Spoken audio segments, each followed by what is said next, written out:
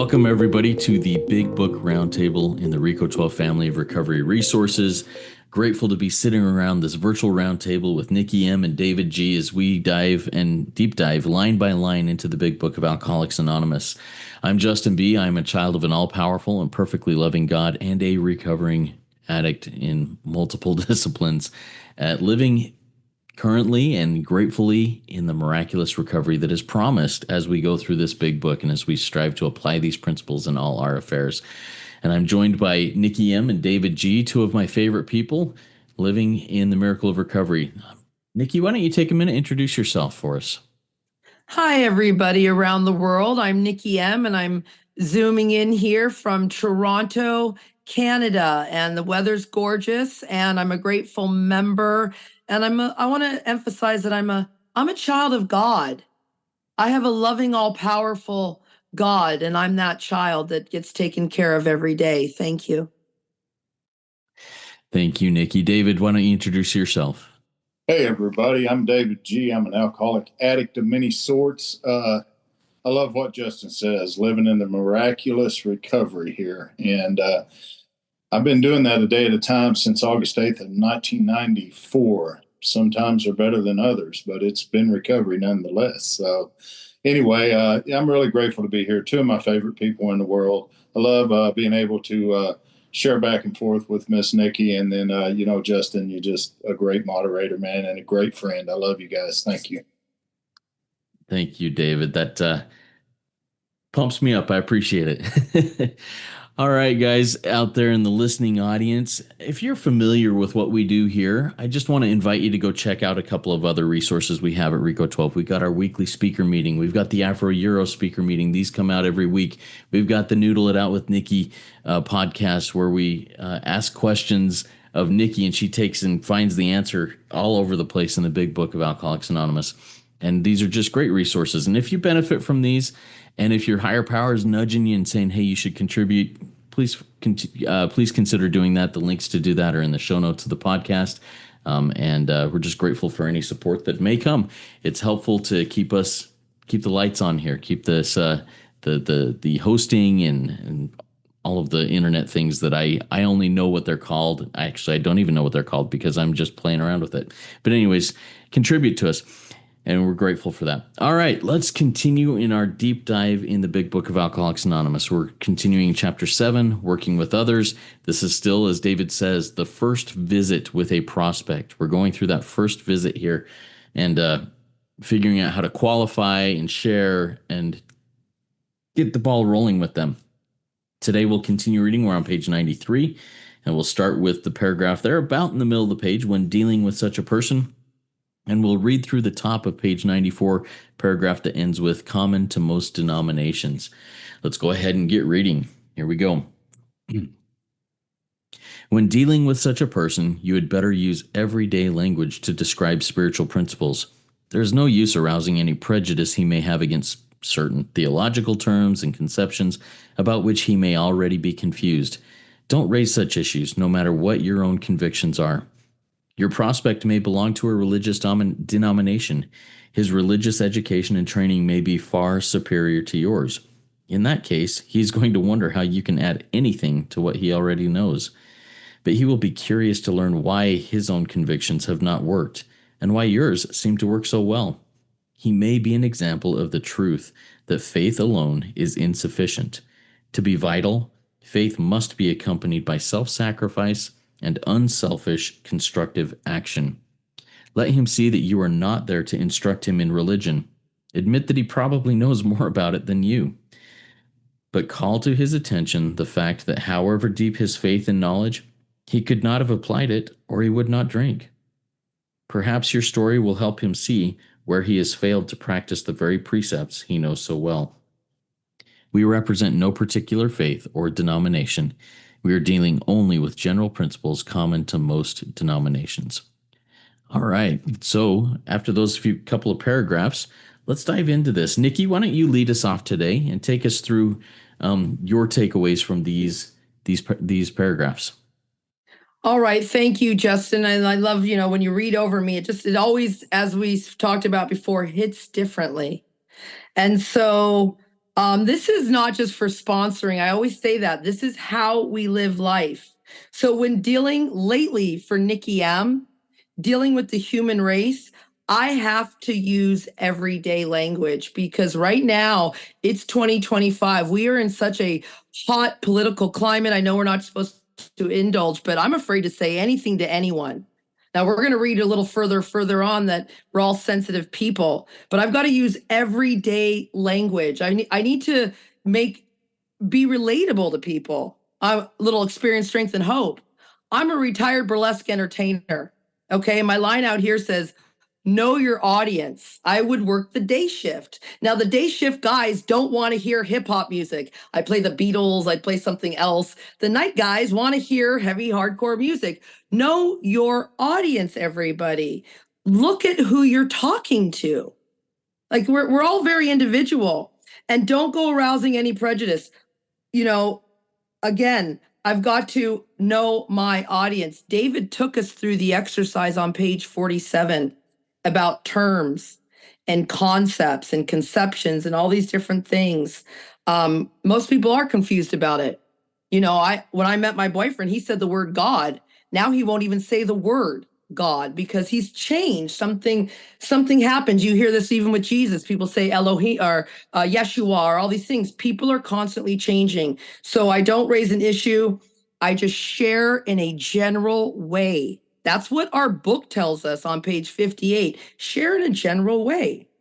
So, of course, the prospect may belong to a religious denomination. Maybe they don't belong to any denomination. His religious education training may be far superior. Justin, you may know when we had, our friend during COVID, I think he's actually done a podcast. He was a priest, 7 years. 7 years a priest, like had to lay down on the ground and wrote a letter to the Pope to get excommunicated or whatever. And even being a priest, even being in the United States military for 7 years as a soldier, 14 years of hardcore discipline could not keep him sober. So I talked a lot in a general way about the spiritual principles. That's how I always present things, right? Because he has to see it from a different way. I don't know more than he does about God. And so I have to also keep an open mind about what he's telling me. I've become a way better listener like you, Justin. You're so good at listening and giving questions. Sponsoring does help me be a better listener, be a better friend. I love this line. He may be an example of the truth that faith alone is insufficient. My line out says, go to page 572. And on 572 in the appendix, they talk about the religious views on AA and that people actually come out being better, whatever religion they have, they come out being better for the 12 steps. This next line, to be vital, meaning I have to have it, vital, must have. Faith must be accompanied by self-sacrifice. I don't think I love what David said, I think it was on our last episode. Even in the rooms, people don't understand what the disease of alcoholism is. They don't understand that you have to self-sacrifice every day. This is a altruistic lifestyle. This is servant mentality, unselfish, constructive action. We read it on page 88. Discipline. We're basically soldiers of God. And I want the people there to see that I'm not here about religion. I mean, this was written a long time ago. Now we've got New Age, spirituality. I've got this guy on YouTube, Ralph Smart. I love him. He's my little guru. And there's so many resources in 2025. And admit that he probably knows more, call to his attention, that deep faith and knowledge, remember, moral and philosophical convictions galore. That's not enough to keep me sober from anything. I beg people to take me back once they perforate my eardrum. Moral and philosophical convictions galore, right? And I love this. Perhaps your story. See, this is all about me sharing my experience, strength, and hope in a general way, and it will help him to see where he failed not just to practice, but to self-sacrifice. This is radical. This is like the most radical program, I think, on the face of the earth. And his precepts, his law, his rules, the rules, even though you know them so well, we can't live up to them. Next page, page 94. I just have all are welcome. Everybody's welcome. Jews, Rastas, Muslims, natives, Sufis, everyone is welcome. Turn no one away, no matter what their religion, their denomination, and no matter what their addiction is. The general principles: love, the fruits of the Spirit. You guys know them. I love the fruits of the Spirit. I love it. Love, patience, all that good stuff. This is the best life ever. I can't wait to hear my buddy David. Thank you, Nikki. I appreciate your share there. David, why don't you take a minute and walk us through those also from your experience, strength, and hope? Sure. I love what it says. And, when dealing with such a person, you'd better use everyday language to describe spiritual principles. I remember when I was new, my first sponsor, we sit down one day, and we were beginning to go through the book, and we were talking about character defects. And he said, I have never asked God to take away my cursing in all of the years I've been sober. And he'd been sober about 8 years at that time.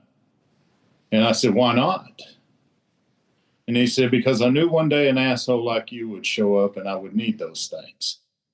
So he began to talk to me like that more often. What happened, though, I was so uptight. I didn't know whether I could talk like I normally would, or, I was so reserved. But what he did was open the door and allowed me to be able to speak freely. So, I think that's one of the biggest reasons that we use everyday language to describe principles, because if I'm into thee and thou and oh thee and, that shit, that's not attractive to no one. And here's why. There's no use arousing prejudice he may already have against certain theological terms and conceptions. Remember on page 47 of the book, we looked at that spiritual terms exercise. And that's something, that eventually I would do with the man. But, I don't want to bring up a whole lot of that stuff. I mean, if he would have talked to me about, the principles of Jesus or this or that in those days, man, he would have lost me immediately, because I wasn't ready for that at that time. I just wasn't. And so, it says that which you may already be confused. I was very confused. And most of us come in here already feeling guilty and shameful and worthless. And most religions I ever been to told me exactly that's what I was. And so, and hell, if they didn't say it, that's what I heard at least. And so, but I don't want to raise those issues, no matter what my convictions are. Yours won't be that, and I don't want to do that. We're interested in one thing, and that's recovering from a hopeless state of mind. And Nikki said it, all are welcome here. You'll go to some AA meetings and, oh man, they're on fire with that. You have to do this and you have to do it. Well, shit, that's religion to me. So, I don't need to be in a meeting like that at all. In fact, I'm going to beat them down with the book, and then my wife gets mad at me. So it's best I just don't go there. You know what I'm saying? So, but I love what it says. Your prospect may belong to a religious denomination. And I've had several of those. Guys, I did a Big Book series that's on YouTube for about 30-something weeks with a group of Jewish men from New Jersey. And if you go into David G. Oklahoma AA Recovery Talks, you'll see all of those talks. There's several of them, but one of them was with a group of Jewish men. Now, every one of these men were very, very schooled in the Torah, which, is the first 5 books of the Bible. And so their religious education was so far superior to mine. My mind wanted to tell me, well, you can't go in there and do that, because those guys, what can you teach? Yeah. I'm sober. You're not. That's what the hell I can teach you, how to recover from this. I don't care what your religious convictions are. And I don't really care if you care what mine is. But notice it says his religious education. It doesn't say his spiritual experience. It doesn't say as a result of going through this book, he has now had a different outlook in his awareness. No, his religious education and training. I'm not interested in that shit. I don't care if that worked. Somebody wouldn't be calling me. And it is definitely was far superior to mine. It says in that case, he's going to wonder how you can add anything to what he already knows. But I tell you what, I tell you how I got them, man, because we've done it in this book study as we went through it. We broke down words. We've looked at words. We've looked at the difference in the meanings of words, and see that's what they're used to, because that's the way that they've been trained to go through the Torah, word for word. So whenever I come in, I start doing this through the big book, they're like, oh shit, he's not religious like we are, but he's doing something that works and we are not. And so I had him, and that's how we ended up. And many of them are still sober to this day. So it says he may be an example. And I love this sentence right here. God, underline this, highlight this. He may be an example of the truth that faith alone is insufficient. People tell me all the time, I got faith. I got faith. Well, hell, I do too. When I turned that light on over there a while ago, I didn't even question whether it was going to come on. Hell, I knew it would. But you know, had I not taken the action, walked over to the damn light switch and turned it on, I promise you it wouldn't have came on. So I could sit here with all the faith in the world that light's going to come on. But if I don't get up off my ass and walk over there to that light switch and take a few actions to flip that, I can promise you that light ain't coming on. And I can have faith about that all day long. So faith, it has to be accompanied by self-sacrifice and unselfish, keywords, constructive action, not destructive, constructive. So let him see that you're not there to instruct him about religion. And that's the first thing I made clear. In anything that I go to like that, when I'm working with religious people around, I tell them, this is not a religious experience. It is a spiritual experience. For me, there's a difference between religion and spirituality. Religion is for people that are afraid of going to hell, and spirituality is for those of us who have already been there. Admit that he probably knows more about that than you do, but call to his attention. Call him out on this shit, what my book is saying. He's throwing all these verses and shit at me. I don't care.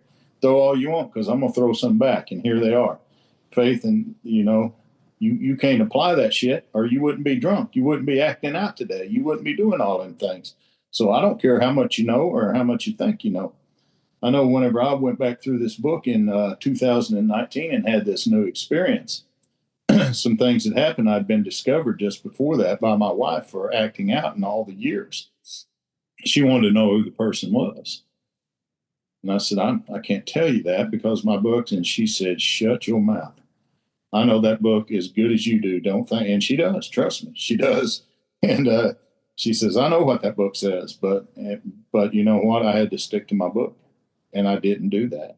And today she's grateful I didn't. So, but we're not here to instruct anybody about religion. And most of you guys know more about it than I definitely do, but hell, you can't apply it. So it says perhaps your story will help him to see where he failed to practice the very precepts that he knows so well.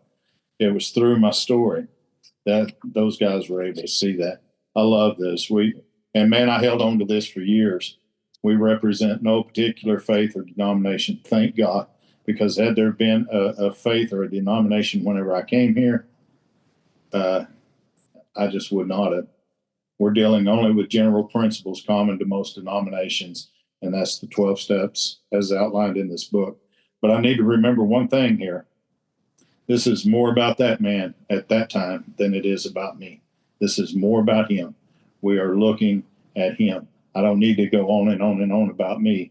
I need to talk about my experience, but then I need to shut up and listen as well. So anyway, that's my take on that. Thank you, David. Thank you, Dickie. Thank you, Nikki. Grateful to hear your takes on this. I think I want to have a little bit of a conversation about this. This speaking regular, let's see, how does it say? Speaking in language, general language that is more everyday language. That's the word. Using everyday language as we work with others. I speak Romanian and I speak English. These are my two languages. English is obviously my native language. But when I speak 12 step and I speak religion, and if I go into my faith community and I start speaking 12 step to them, I get looks like, what are you talking about? I don't get what you're saying. If I go into my 12-step community and I start speaking religion, I get the same looks like, dude, that doesn't belong here. What are you doing talking about those things? It's the same way as me going into, going into downtown Spokane and starting speaking Romanian. Not a single person is going to know what the heck I'm saying. And it's such a useful language out there, but I love it. But anyways, so Nikki, let's talk a little bit about this. How do you put into practice speaking everyday language when with a newcomer, with somebody who may not be familiar with the 12 steps? Well, that's a good question. And I'll be honest, like I'm a little bit of an anomaly. People are my passion.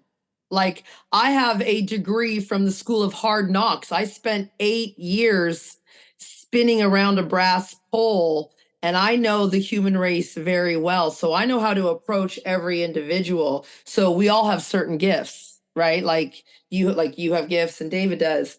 I use the big book language for everything. Like that's now become my language. So when I had a job before COVID and I was the union shop steward for my department, my 30-person unit, when I was negotiating an ironclad contract against one of Canada's largest hospitals, I used big book language. I can't answer that. I'm not armed with the facts. Like you see, that sounds much better than I don't know. So when I'm talking to my sponsees, because I'm using or a prospect, I get pretty ghetto because it says we're not a glum lot. So it's like I used to spin around a pole and I like to sleep with everybody's husbands. And then everyone's, the crowd goes wild. No, you know what I mean? Like get some humor in here, even though I'm dying. They can see that. Like yesterday, I had someone over and it's like she thought she's the only one who's done what she's done. And it's like, sister, I've done that and many more things too. And then I'll pull you in and go, Justin, how about you? You do that too? Yep. And then all of a sudden, we're all one because anything you've done, I've done. Anything David's done, you've done. You know what I mean? It may look a little different, but it's all the same. So I use a lot of everyday language. And I guess the bottom line is I get radically honest. I'm not afraid. Like I'll say, like my mom will be around and I'll be like, I don't know my number count. Close your ears, Lynn.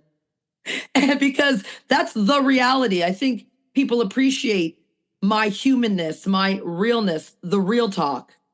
I hope that answers your question because acting like someone I'm not is not going to get me far. The highest vibration out there is being your authentic self. And I may not be for somebody. They may not like it and want you instead or want David. Yeah, no, thank you, Nikki. That gives me some good thoughts on that. David, what's your take on that? How do you speak everyday language with others that carries the message still? Well, whenever it comes to, we're talking about everyday or spiritual principles, everyday language, whenever we talk about step 2 is hope, everyday language for me is just laying it out like it is, it's like, do you believe you're getting your ass kicked? Yes. Well, that's step 1. Do you believe that you're going to take even a worse ass kicking? And if you don't come to believe in something greater than yourself, well, that's step 2. How's your decisions been working out for you? Are you ready to make a new one? Are you ready to fire that asshole that lives within your head? Are you willing to go in there and take a look at some of, everyday language? Of course, I run in a different circle than you guys do. So, for the most part. And they understand that and they attract to the way I talk. But I'm not going to try to come up with all of this. I heard here a while back, I was on a meeting and somebody laid out all 12 principles. 1 is hope, and 2 is this, and 3 is that. But hell, if you read, in the front of the 12 and 12 of Alcoholics Anonymous, it says the 12 steps are a set of principles spiritual in their nature. And so that's what we're dealing with, not all of that other crazy shit. It's good and I guess it's inspirational, but for me, it really doesn't do anything. For me, I'm just going to talk like I would every day. And most of the people that I know how I talk. So if I come in and I start talking differently, they're going to know I'm a phony. I'm putting on a show here. I'm this, I'm that. I don't want to do any of that shit. I just want to lay it out like it is. I mean, step 12, what do you think is going to happen to you as a result if you get this miracle and you don't help your brothers? I had one guy, and he was, I'm not going to say what denomination, but he felt like he was very much a part of that. And so after he went through this process and he had a spiritual experience, he wouldn't work with anyone unless they were of that denomination. And I said, that was not the deal. That was not the deal whenever we started this process. You told me you'd be willing to help. Well, I've had a change of heart. And I said, you know what? You're an asshole is what you are. And, you better be glad we're not face to face. And so, I used everyday language to describe, if you ain't got the conviction now to help your brother, all of your brothers, because I don't care what your denomination is, we're all one in spirit. And if you can't accept that, then, dude, you're going to find somebody else to work with. So I never did take him from chapter 7 all the way to page 164. I dropped him right there. I said, you need to find a guy that's Catholic to be your sponsor. And there I gave his denomination away. But anyway, it's, it's just, it is what it is. I mean, I don't think that we're sent here to help a certain few. I think we're sent here to help all. I just do. So anyway, thanks.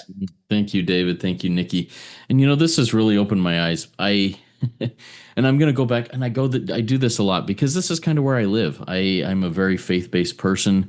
My community, my faith-based community is very important to me. But man, I speak different than them now.